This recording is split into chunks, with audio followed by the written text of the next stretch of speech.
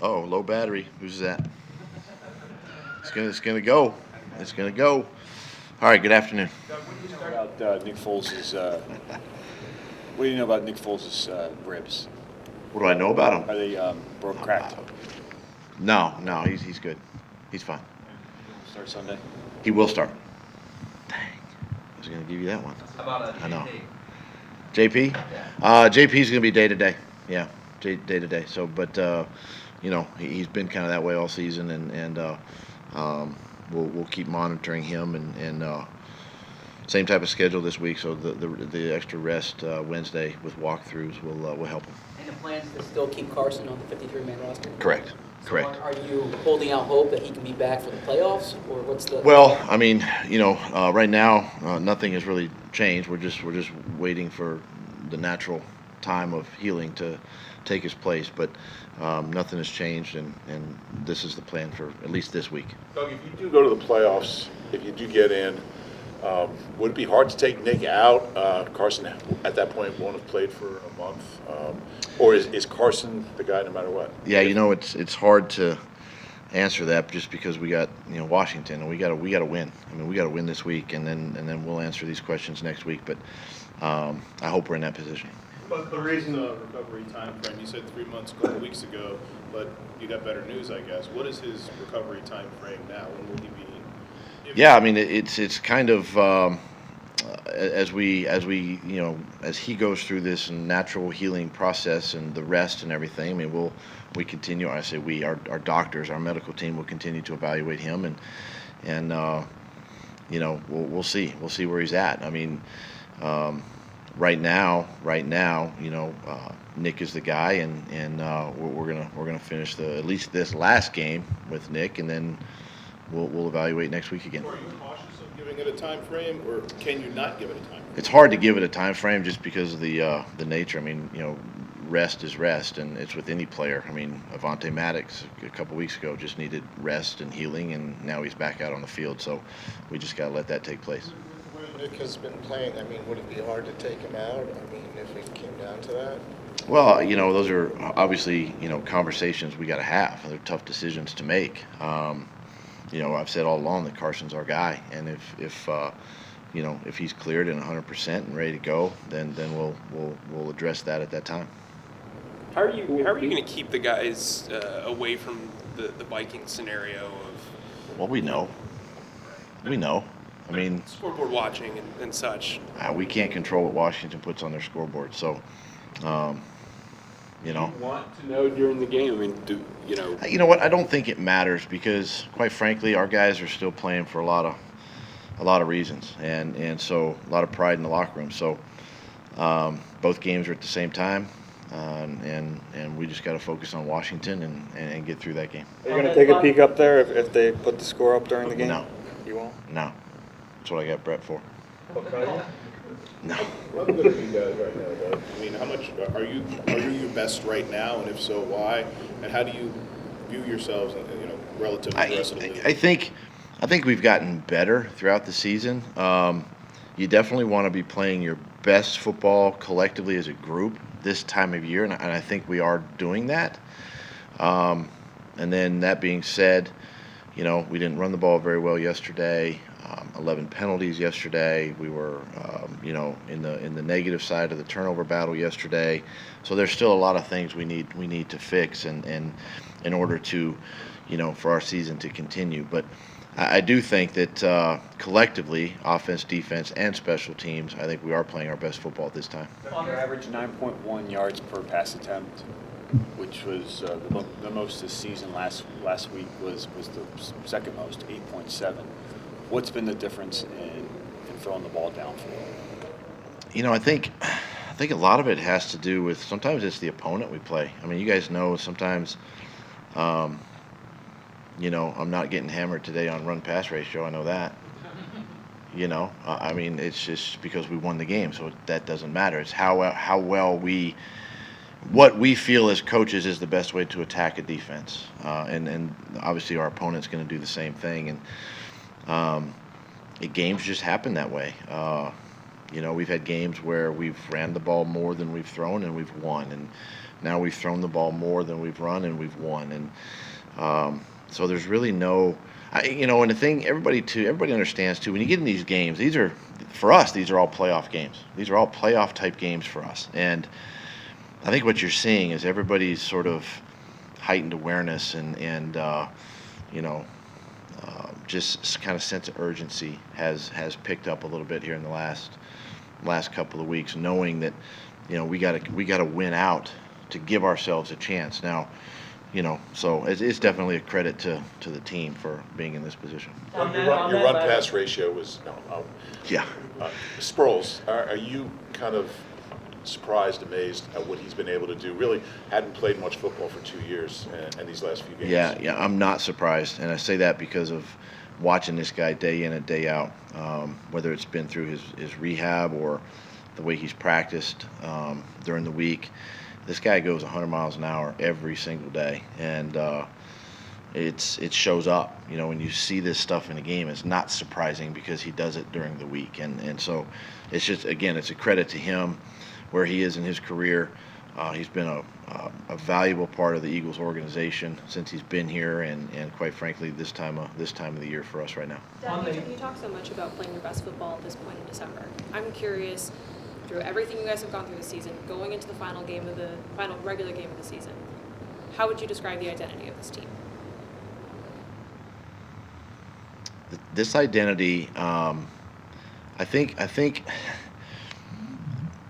I listened to Chris Long's comments. I listened to Zach Ertz's comments, after the game yesterday, and this is a team right now. The identity is going to be we're going to try to be more physical than our opponent. We don't necessarily care who gets the credit. We're going to try to be a run first oriented team. I mean, we've been able to do that in the last couple of weeks outside of yesterday. And then on defense, I think what you're seeing now on defense, what we talk about all season is flying around, guys hustling to the football and making plays. And I think that's what you're seeing, the identity of this football team. And you talk about a Philly type team. This is who we are right now. And quite frankly, I mean, there's not a lot of finesse about it. We try to line up and try to be the more dominant physical team, and that's what you're seeing. On that final drive yesterday, Zach Ertz's big catch, it looked like he got two defenders to kind of run into each other. Just what stood out about his release off the line of scrimmage and the way he ran that route? Well, they did collide. One had the back and one had Zach. So, man coverage, and he just kind of wiggled off the ball, and just so happened those two guys collided. Fortunate though, he also got tripped up and didn't fall down. He stayed up, and Nick was able to hit him for a big gain, and got us right down into field goal range on that play.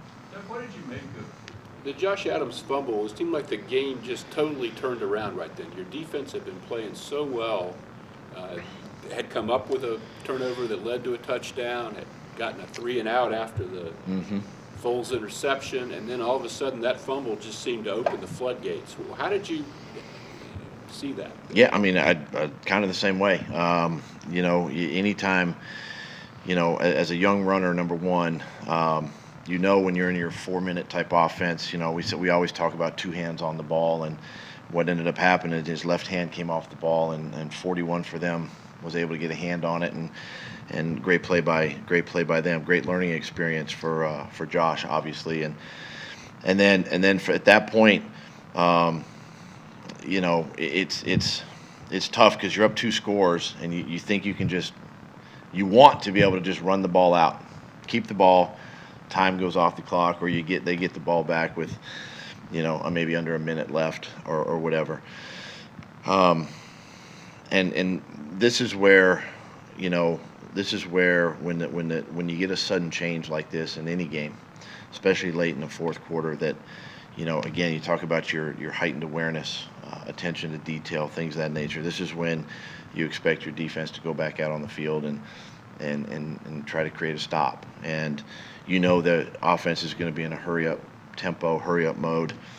And quite frankly, we got to do a better job in those situations. At the end of the first half, what, if anything, could you have done better there? First half, what happened?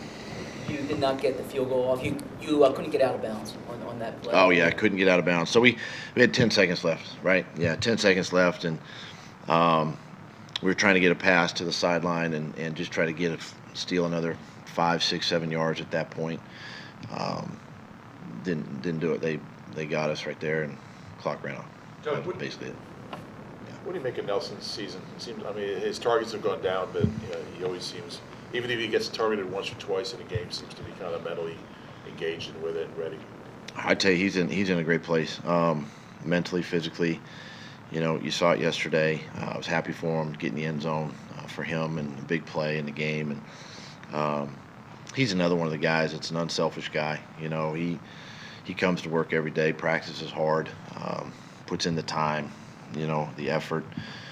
A guy that has kind of battled some sickness, here in the last week or so, and fought through that, but just stays steady, stays constant, and got a lot of confidence in him. And it was really good to see him have that type of game yesterday.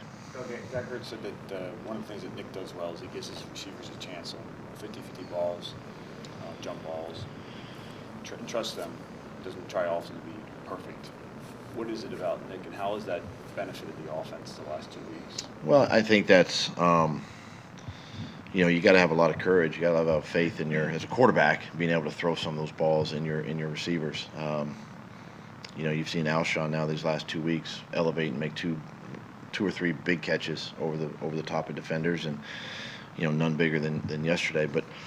And Zach the same way. I mean, when you have 16 targets, you just, as a quarterback, I would just say, hey, just run your route. Just run your route. I'll find the completion. And that's that mentality that Nick has right now. And he just wants to distribute the ball. As you guys know, he doesn't want any credit. He gives the credit to his teammates, and he does a lot of good that way, a lot of positive. And and that's a lot of what a backup quarterback, and right now he's a starter, so he's not necessarily a backup, but the mentality is just you want to be able to come in and execute the offense and just let the offense work. You don't have to be or do anything other than that, and I think that's what you're seeing right now. Jernigan came back yesterday, didn't play a ton.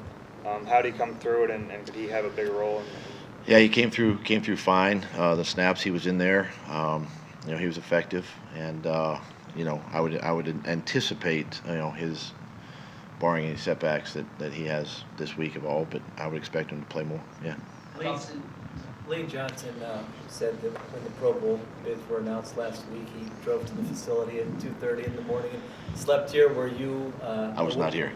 Were you aware that he did that, and just what did you see sort of in his preparation last week leading up to the matchup? Yeah, I was aware. I was aware that he came in. I thought it was kind of odd, but dealing with Lane.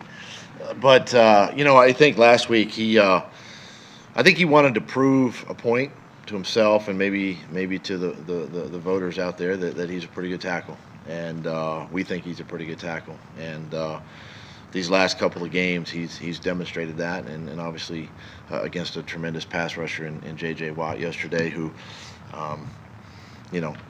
wasn't around the quarterback a whole lot, which was a good thing. So credit to Lane and his preparation. I mean, I'm sure inside he was mad and upset that he wasn't in the conversation, but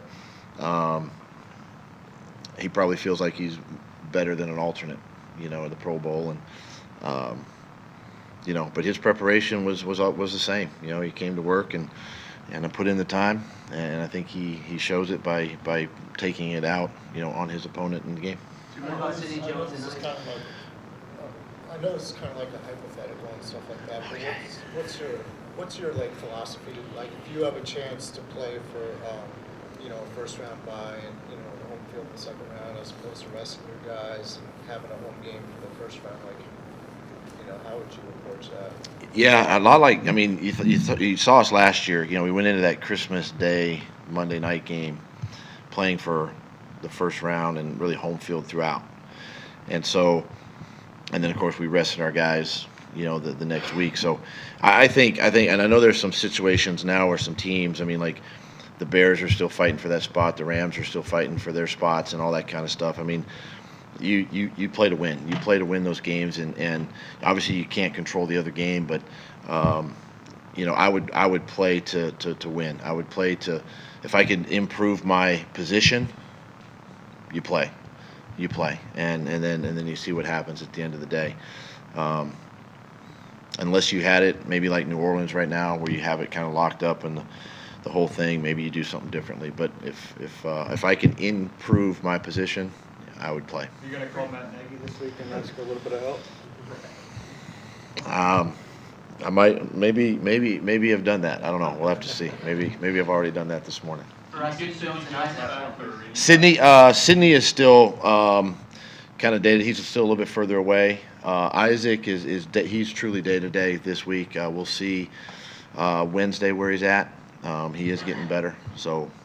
Any chance of Mike Wallace? Mike Wallace is getting better too. I will tell you that Mike will entertain some more individual reps on Wednesday, Thursday. See where he's at moving forward.